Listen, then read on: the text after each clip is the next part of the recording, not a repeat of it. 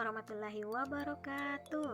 Halo teman-teman, perkenalkan nama saya Andinia Dayung Puji, NIM 1816010.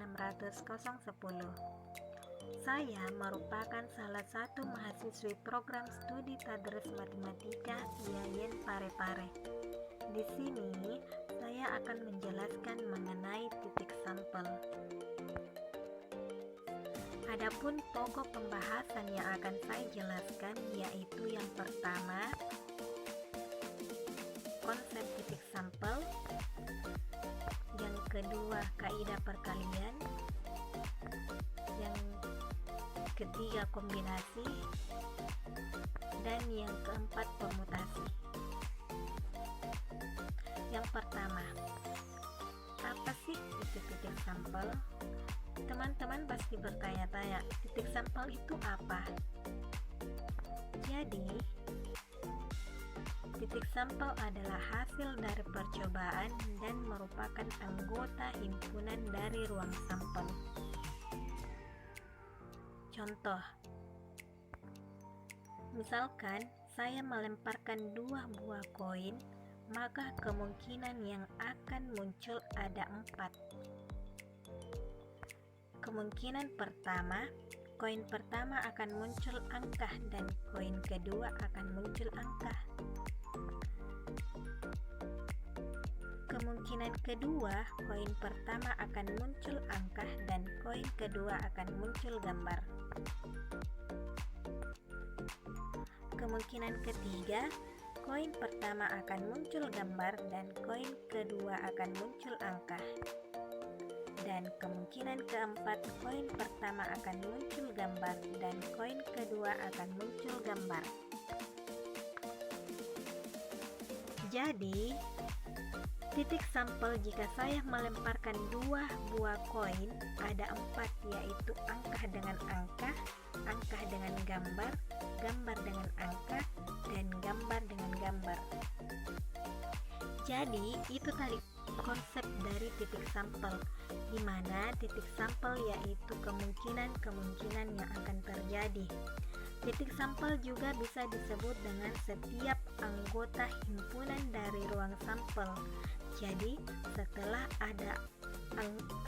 ada ruang sampel, maka anggotanya itu disebut dengan titik sampel. Selanjutnya yaitu kaidah perkalian. Ada beberapa cara dalam menentukan banyak titik sampel. Yang pertama, tabel silang. Yang kedua, diagram pohon. Yang ketiga, pasangan berurut.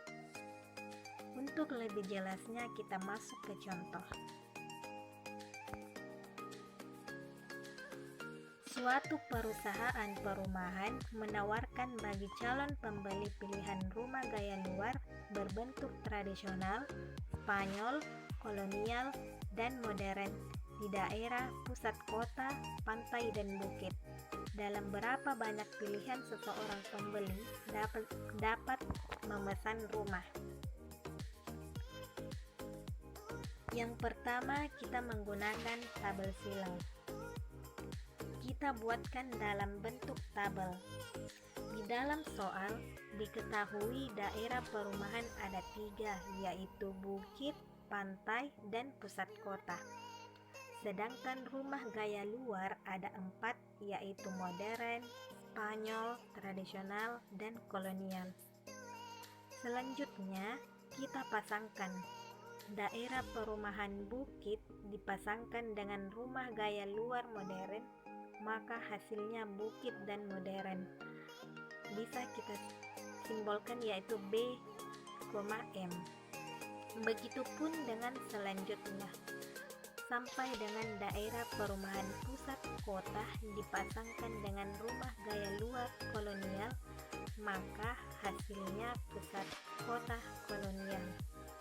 Sehingga dari tabel di atas bahwa ada 12 cara dalam memilih dan memesan rumah.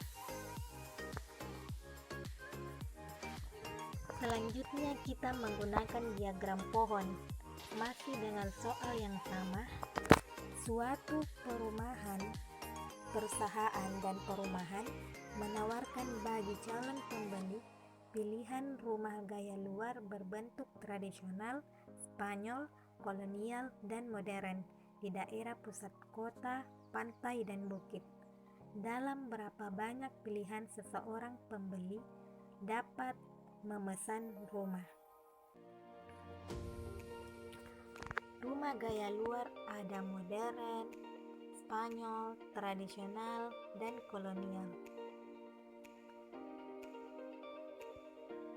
Yang akan dipasangkan dengan daerah perumahan. Rumah modern dipasangkan dengan daerah bukit, pantai, dan pusat kota. Rumah Spanyol dipasangkan dengan daerah bukit, daerah pantai, dan daerah pusat kota. Rumah tradisional dipasangkan dengan daerah bukit, daerah pantai, dan daerah pusat kota. Begitupun dengan rumah kolonial dipasangkan dengan daerah bukit, pantai, dan pusat kota. Jadi bisa dilihat pasangan yang terbentuk, yaitu jika dipasangkan rumah modern dengan daerah bukit, maka hasilnya itu modern dan bukit. Modern dipasangkan dengan pantai, modern dan pantai. Begitupun selanjutnya modern dan kota, Spanyol dan bukit, Spanyol dan pantai, Spanyol dan kota, tradisional dan bukit, tradisional dan pantai, tradisional dan kota, kolonial dan bukit, kolonial dan pantai, dan kolonial dan kota. Jadi, bisa dilihat pasangan yang terbentuk ada 12 dalam memilih rumah. Cara selanjutnya yaitu pasangan berurut. Dari contoh di atas, misalkan himpunan daerah perumahan dinyatakan dengan P, himpunannya B, P, K, dan rumah gaya luar dinyatakan dengan Q, himpunannya yaitu M, S, T, O. Maka pasangan terurut dari himpunan P ke himpunan Q adalah hasil kali antar keduanya, yaitu P kali Q. Himpunan P dikali dengan himpunan Q, di mana himpunan P itu B, P, K, dan himpunan Q yaitu M, S, T, O, sehingga menghasilkan B, M, B, S, B, T, B, O, P, M, P, S, P, T, P, O, K, M, K, S, K, T, dan K, O. Jadi bisa dilihat ada 12 cara dalam memilih rumah.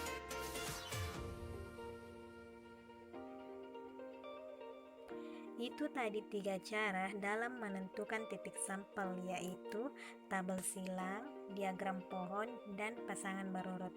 Bagaimana teman-teman? Apakah sudah dimengerti? Oke, kalau sudah dimengerti kita lanjut ke kaidah perkalian.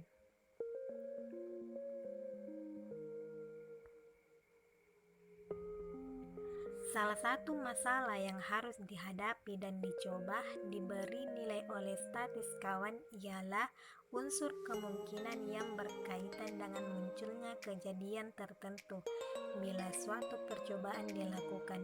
Dalam banyak hal, suatu soal peluang dapat diselesaikan dengan menghitung jumlah titik dalam ruang sampel tanpa perlu membuat daftar unsurnya, atau dasar mencacah yang sering disebut sebagai aturan perkalian dinyatakan sebagai berikut. Jadi, kaidah perkalian ini sering juga disebut dengan kaidah mencacah.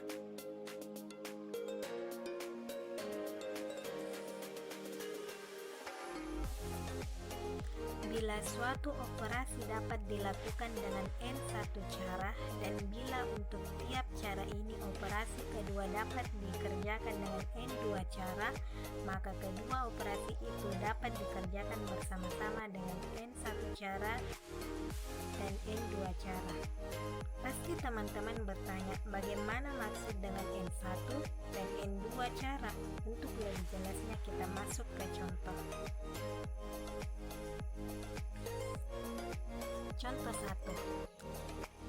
Berapa banyak titik sampel dalam ruang sampel bila sepasang dadu dilantungkan 3 kali?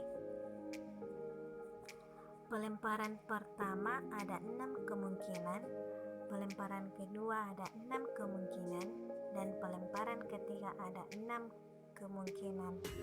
Karena mata dadu ada 6, maka setiap pelemparan itu kemungkinannya ada 6. Sehingga dadu pertama dapat menghasilkan salah satu dari N1 sama dengan 6, jadi N1 sama dengan 6, dan N2 sama dengan 6, N3 sama dengan 6. Jadi pasangan dadu itu dapat menghasilkan N1 kali N2 kali N3 sama dengan 6 kali 6 kali 6 sama dengan 216 posisi. Contoh 2, masih dengan soal yang sama seperti dalam menentukan titik sampel, tapi di sini kita tidak lagi menentukan dengan cara tabel silang, diagram pohon, dan pasangan berurut, tapi kita menggunakan kaidah perkalian. Yaitu soalnya suatu perusahaan perumahan menawarkan bagi calon pembeli pilihan rumah gaya luar berbentuk tradisional, Spanyol, kolonial, dan modern di daerah pusat kota, pantai, dan bukit. Dalam berapa banyak pilihan seseorang pembeli dapat memesan rumah? Rumah kemungkinannya ada 4 dan daerah kemungkinannya ada 3. Sehingga N1-nya sama dengan 4 dan N2-nya sama dengan 3. Maka seorang pembeli dapat memilih salah satu dari N1 kali N2 kita kalikan, yaitu 4 kali 3 sama dengan 12 kemungkinan rumah. Oke, itu tadi cara menentukan titik sampel menggunakan kaidah perkalian. Selanjutnya kita masuk ke kombinasi dan permutasi. Untuk mempelajari kombinasi dan permutasi, kita harus paham dulu definisi dari kombinasi dan permutasi.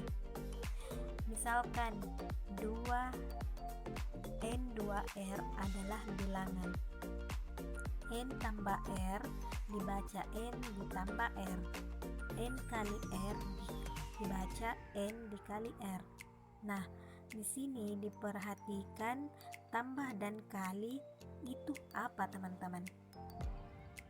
Disebut dengan operasi bilangan. Saya punya 2 buah bilangan, yaitu N dan R. Kalau tandanya tambah artinya ditambah, kalau tandanya kali artinya dikali.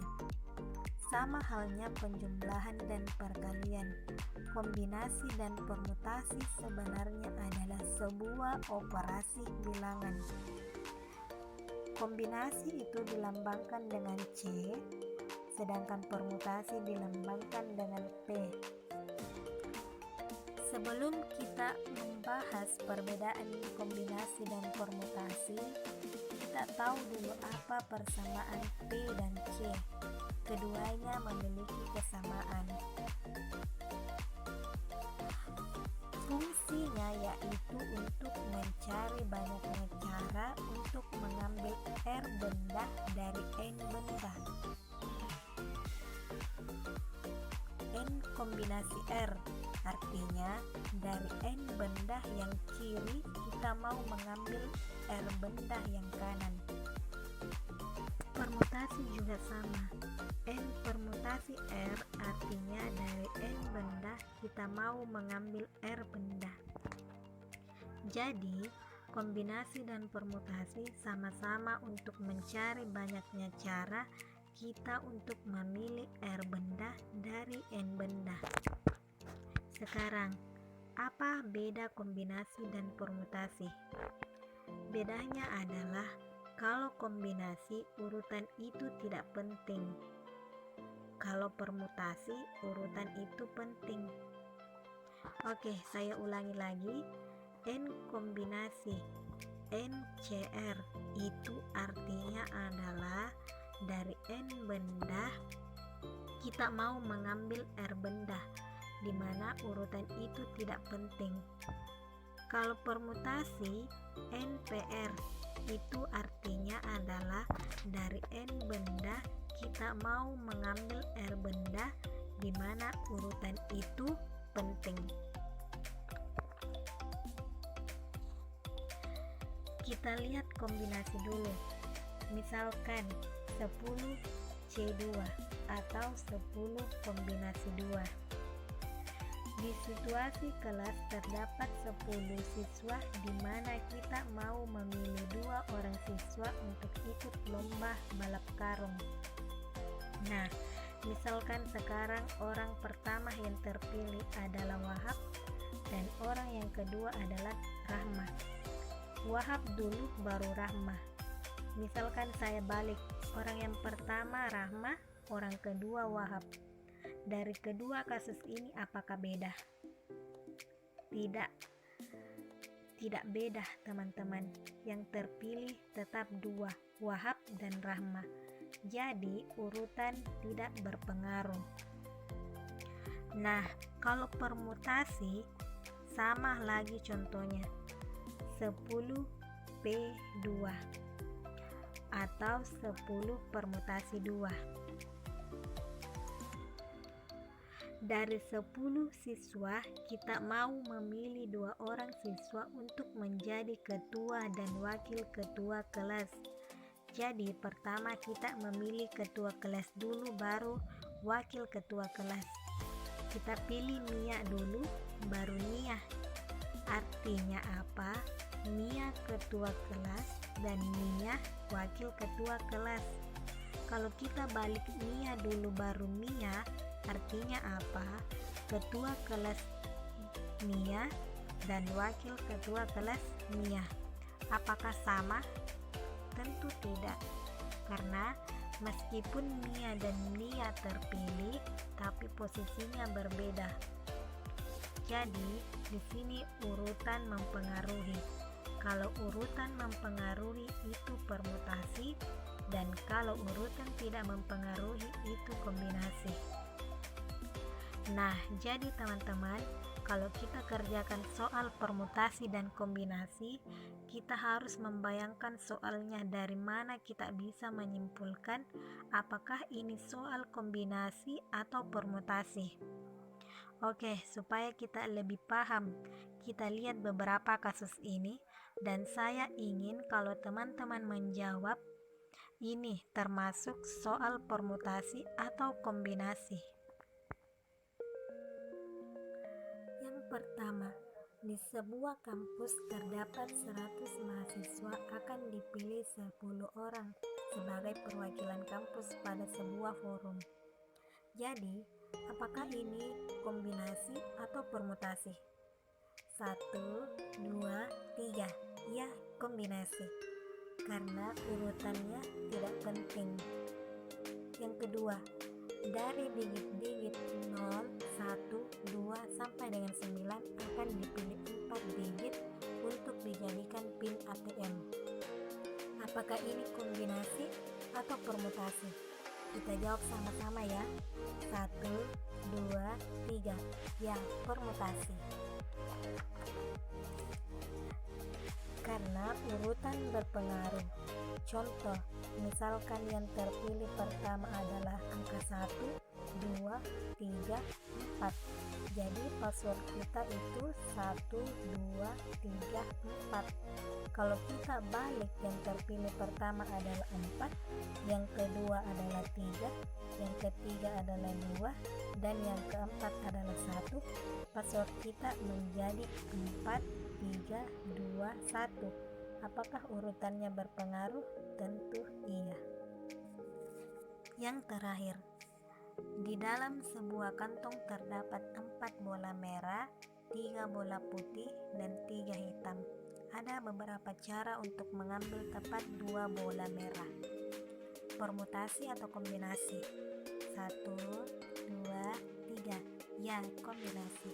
Kenapa kombinasi? Karena misalkan saya punya 3 bola merah. Saya misalkan 1 merah, 2 merah, 3 merah.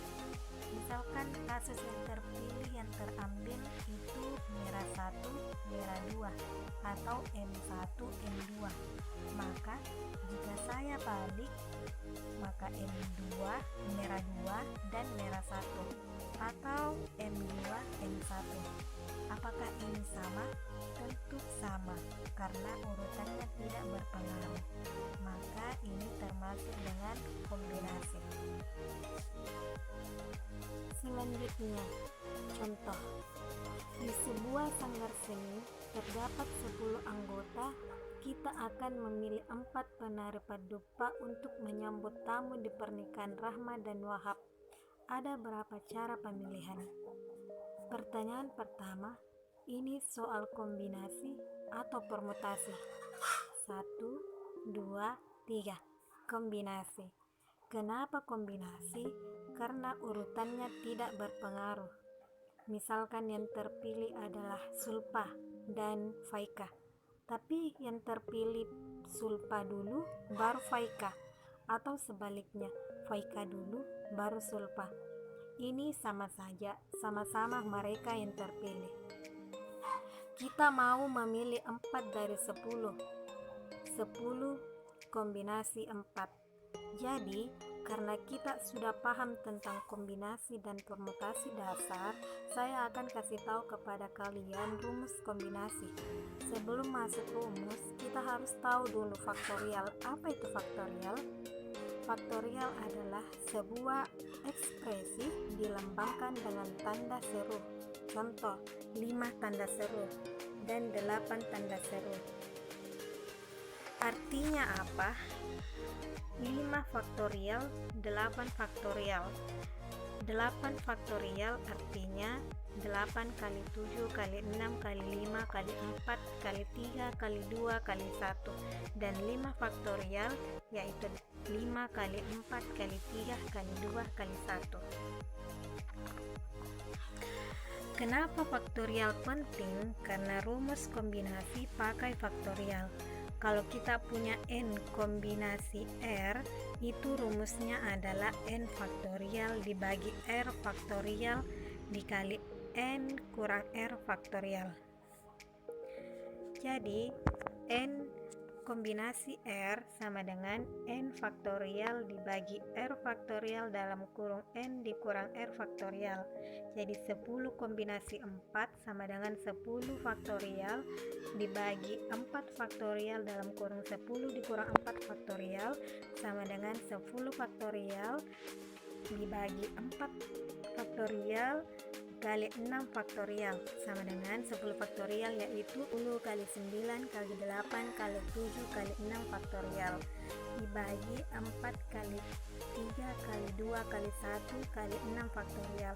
Karena di atas dan di bawah ada 6 faktorial, untuk memudahkan kita, jadi 6 faktorial itu dicoret sama dengan 10 kali 9 kali 8 kali 7 dibagi 4 kali 3 kali 2 kali 1 sama dengan 210. Jadi ada 210 cara untuk memilih penari padupa untuk penyambutan tamu. Selanjutnya kita masuk ke jenis-jenis permutasi. Jenis permutasi ada 4. Yang pertama, permutasi dengan semua unsur berbeda. Yang kedua, permutasi dengan sebagian unsur yang berbeda. Yang ketiga, permutasi dengan beberapa unsur yang sama.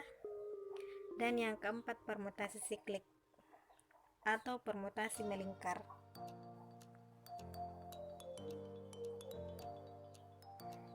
Yang pertama, permutasi dengan semua unsur berbeda.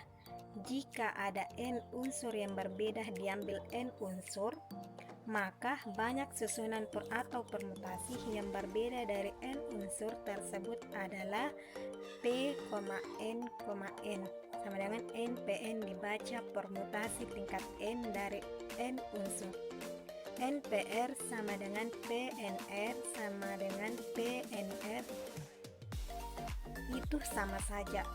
Dari definisi ini, ketika n sama dengan r, rumusnya yaitu P dalam kurung n n sama dengan n faktorial. Permutasi tingkat n dari n unsur sama dengan n faktorial. Untuk lebih jelasnya, kita masuk ke contoh soal.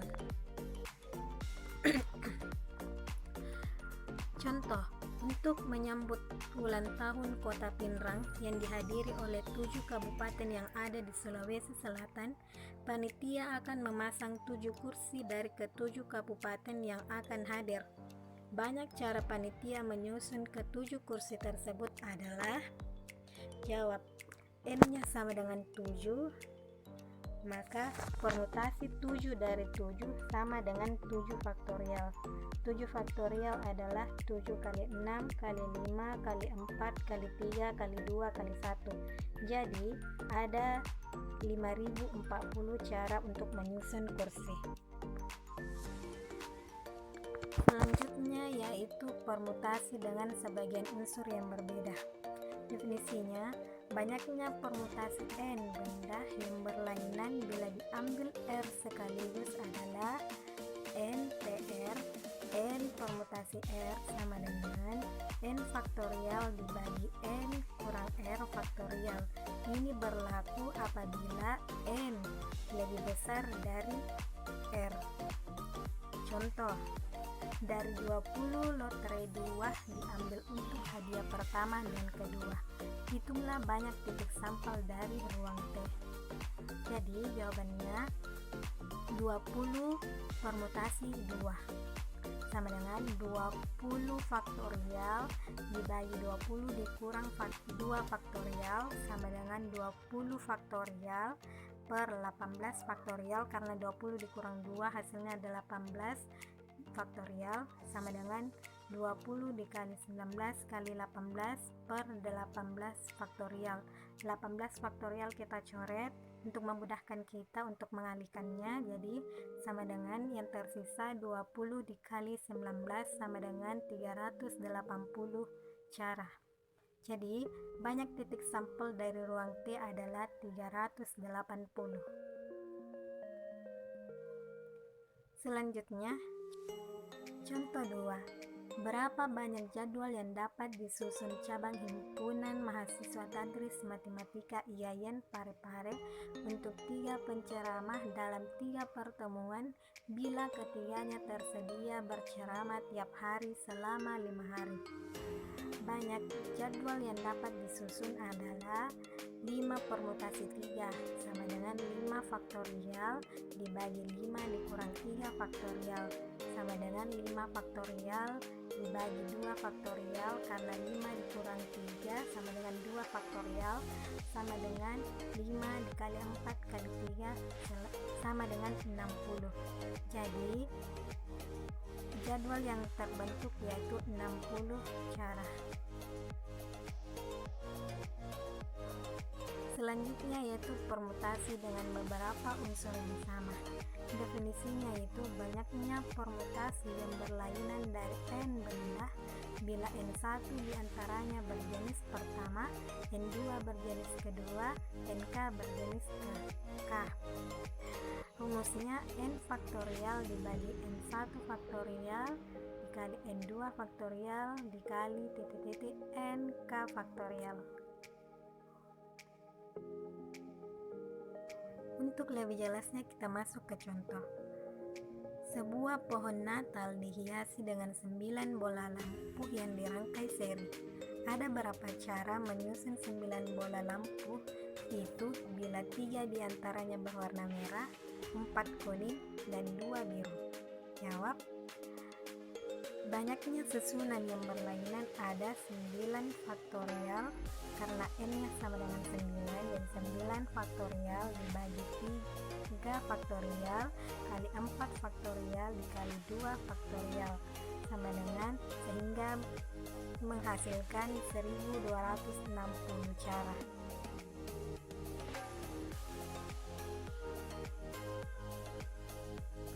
Selanjutnya yaitu permutasi siklik. Permutasi yang dibuat dengan menyusun benda secara melingkar disebut permutasi melingkar. 2 permutasi melingkar dianggap tidak berlainan kecuali bila benda yang berpadanan dalam kedua susunan didahului ataupun diiringi oleh benda yang berlainan jika kita bergerak searah jarum jam. Rumus permutasi siklik.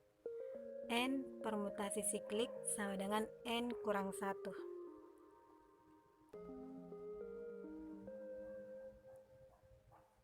Contoh, misalkan A, B, C disusun secara siklik.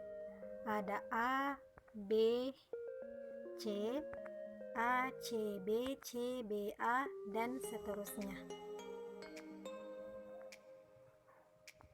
Nah, tapi perhatikan keempat ini. Ini adalah sama. Kenapa? Coba lihat. Kalau kita berputar searah jarum jam, maka A ke B ke C, dan yang kedua A ke B ke C, maka ini sama. Ketiganya juga A ke B ke C.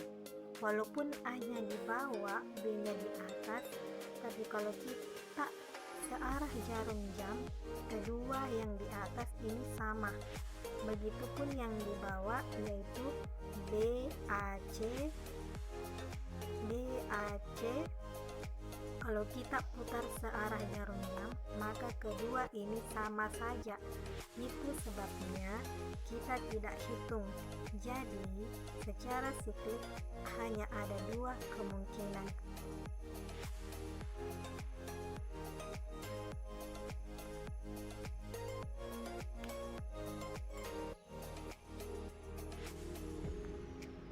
Agar tidak berkali-kali menghitung menyusun yang sama seperti contoh tadi sebelumnya, maka salah satunya harus dianggap diam. Jadi apabila A, C, B, maka itu salah satunya harus diam di tempatnya untuk menghindari agar dalam menghitungnya tidak berulang.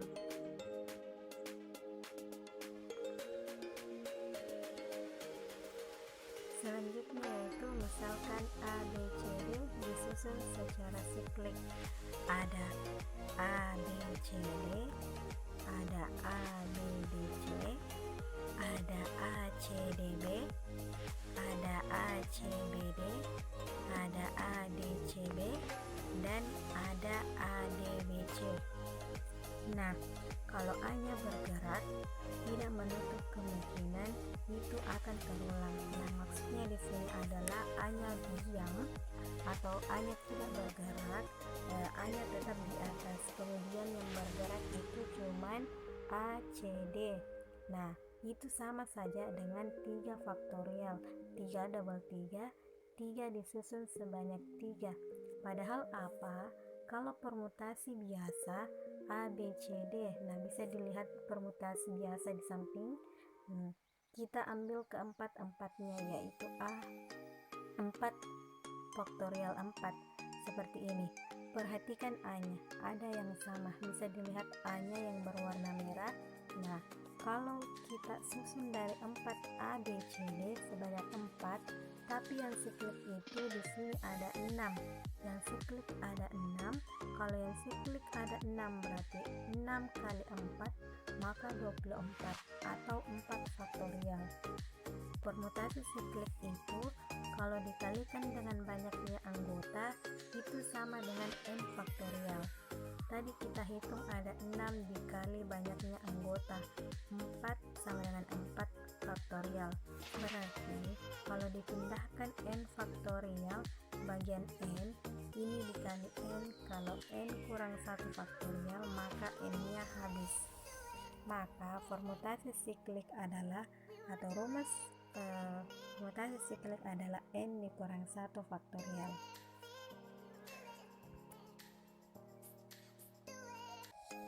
Nah, itulah tadi materi mengenai titik sampel. Semoga bermanfaat. Sampai ketemu di video selanjutnya. Assalamualaikum warahmatullahi wabarakatuh.